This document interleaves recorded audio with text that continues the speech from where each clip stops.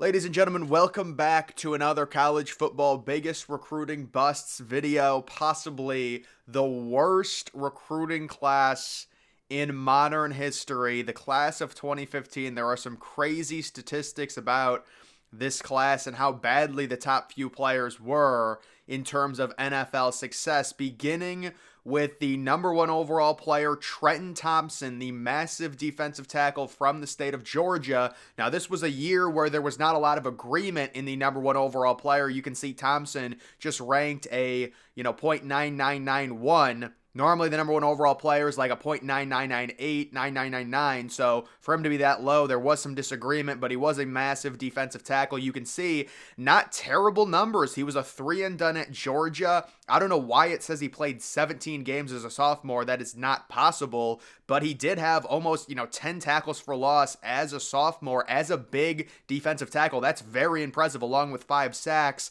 But as a junior, the numbers kind of tailed off, only 3.5 tackles for loss and 0 sacks. Trenton Thompson went undrafted after being the number one overall player in the country and being a 3-and-done. So he came out after his junior season. He signed on with the Cleveland Browns to their practice squad, but he never played in an NFL game. He never took an NFL snap, so kind of a weird situation there. The big defensive tackle tries his luck at the NFL, and unfortunately, he was not able to make it. Moving on to the number 2 overall player, it is Martez Ivey, who had the exact same ranking in terms of overall as Thompson. He was a massive offensive tackle, 6'5.5", 275, out of Florida, and he committed to Florida University, playing there for 4 years before he too also went undrafted, and he signed on with the New England Patriots as an undrafted free agent. He didn't play a single snap in the NFL, so that is the number 1 and number 2 overall players in this draft class not playing a single NFL snap. And this is not me, criticizing recruiting. It's gotten a lot better. I think it's very important, but that is just crazy bad in terms of 2 massive misses. Moving on to the next bust, and it is the number 3 overall player, Byron Cowart, the big defensive end out of Florida. He ended up committing to Auburn, and that's where he played his first 3 years. You can see sparingly playing actually most of his time as a freshman, but he did register 0 sacks with Auburn. That is crazy when you think about Auburn signing the number 1 pass rusher in the country. He plays there 3 years and gets a grand total of 0 sacks. He ends up transferring to Maryland, and he kind of resurrects his career a little bit with 5 tackles for loss, 3 sacks, and he was able to get drafted in the 5th round of the NFL draft by the New England Patriots, playing there for 2 seasons and starting 14 games. He did only register 1 sack. He did not play at all in 2021, and in 2022 he did play with the Indianapolis Colts, appearing in 17 games, but only registering 12 combined tackles with 0 sacks,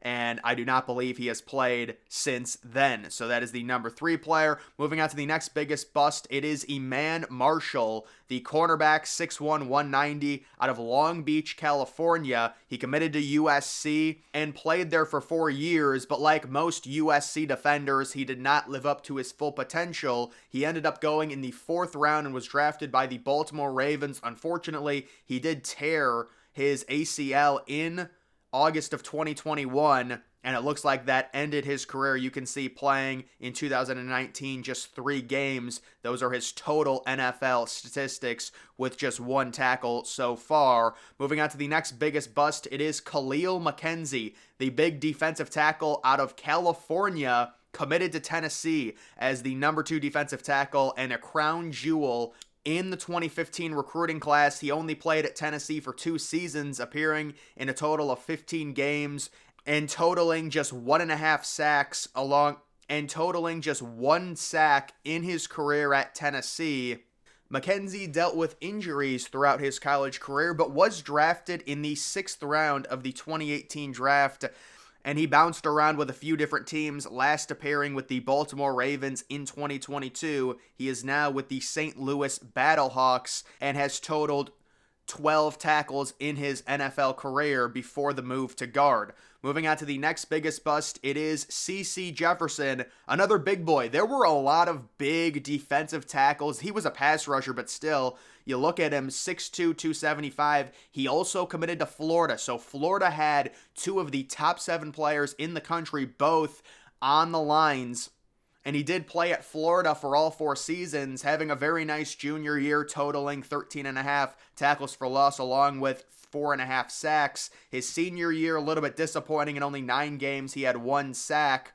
And CeCe Jefferson, like many of these guys, was not drafted. Moving on to the next bust, it's another defensive tackle. Terry Beckner Jr. out of Illinois, committed to Missouri. Kind of an interesting choice there. The number 13 overall player did play all 4 years at Missouri and was semi-productive, especially towards the end of his career as a junior and a senior, totaling a combined 22 tackles for loss.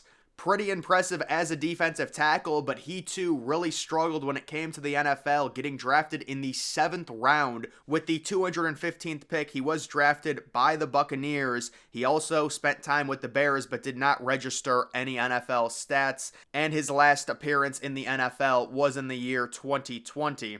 The next biggest bust, the number 17 overall player, it's Canton Canton from Honolulu, Hawaii, ends up committing to Oregon, where he plays 2 years at Oregon. Unfortunately, it seems concussions really derailed his career, totaling just 5 total tackles, including 0 sacks as a 5-star pass rusher. He ended up transferring to UCF, where he registered 0 stats there as well.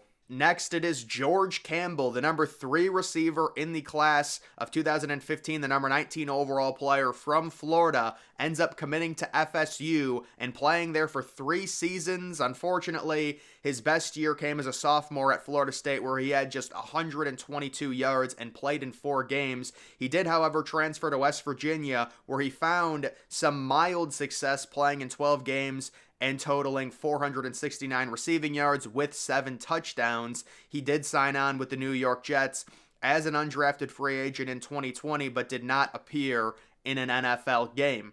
Moving on to the next biggest bust, it is Blake Barnett, the number 22 player, the number 2 overall quarterback, 5-star from California, commits to Alabama, and I do remember Blake Barnett starting that game against USC, the neutral site game in Dallas, or in Arlington, the game in which Jalen Hurts came in. You can see his 2 years at Alabama. He doesn't play at all in 2015. He takes a redshirt year, and then just 3 games, 11 of 19 as a member of the Crimson Tide. 2 touchdowns, no interceptions, but he was beat out by Jalen Hurts, so he transfers to Arizona State, only appears in 2 games, transfers again. Wow, this dude really paved the way for the transfer portal, it looks like, and then he plays for 2 years at South Florida and doesn't enjoy very much success, just 12 touchdowns, 11 interceptions, and then in 2019 as a super senior, 4 touchdowns, 2 interceptions, a grand total of 18 touchdowns, 14 interceptions, and he was not drafted, and he has not appeared in a single NFL game.